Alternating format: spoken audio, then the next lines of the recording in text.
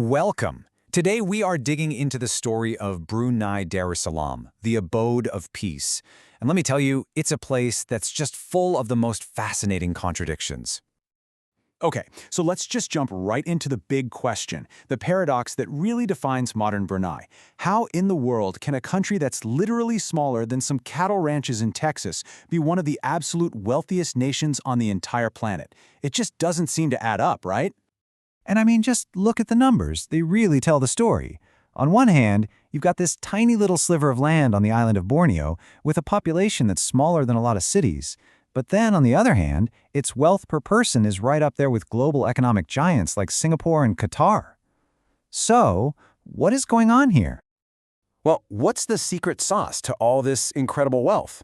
The answer, as you might have guessed, isn't on the surface. Nope, you have to go deep underground. It all started back in 1929, when they struck oil, and that one discovery just completely changed Brunei's destiny. But the real game changer? That came in the 1970s, when the global energy crisis sent oil prices through the roof, and suddenly, Brunei's economy was just supercharged. Then they opened a massive natural gas plant, cementing their role as an energy powerhouse, all at the exact moment they were gaining full independence and control over their own future. Talk about timing. In this chart, wow, it really puts it all into perspective. For years and years, oil and natural gas have made up more than 90% of the country's export earnings. It's not just part of the economy, it is the economy. It is, quite simply, the engine that runs the entire nation.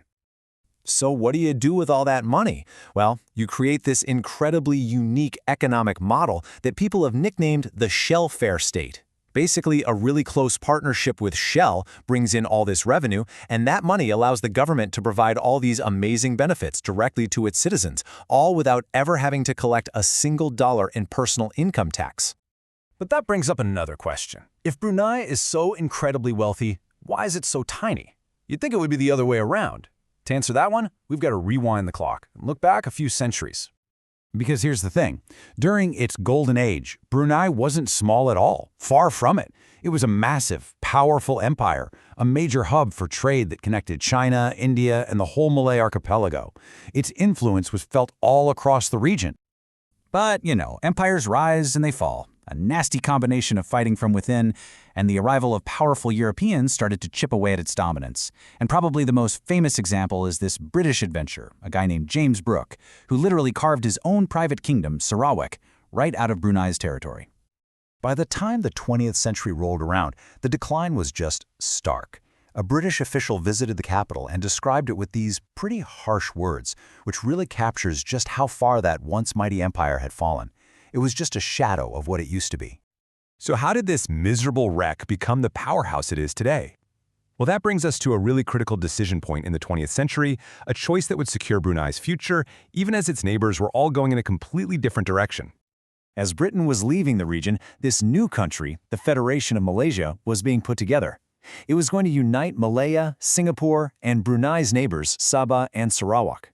So Brunei had this pivotal choice to make. Do we join up with these much bigger neighbors, or do we risk it and go it alone? Well, the talks eventually broke down. And what's so interesting here is what it all came down to. I mean, yeah, there were some concerns about the Sultan's rank and seniority, but the real deal breaker, the non-negotiable point, was the oil.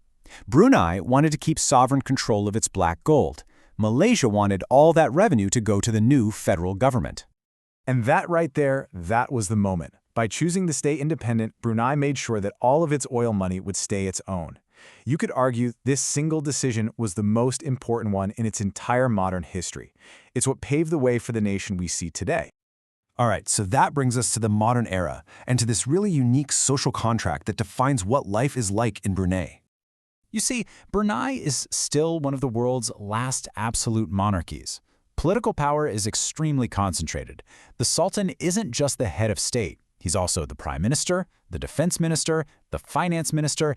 He's pretty much running the whole show. And here's the payoff for the citizens.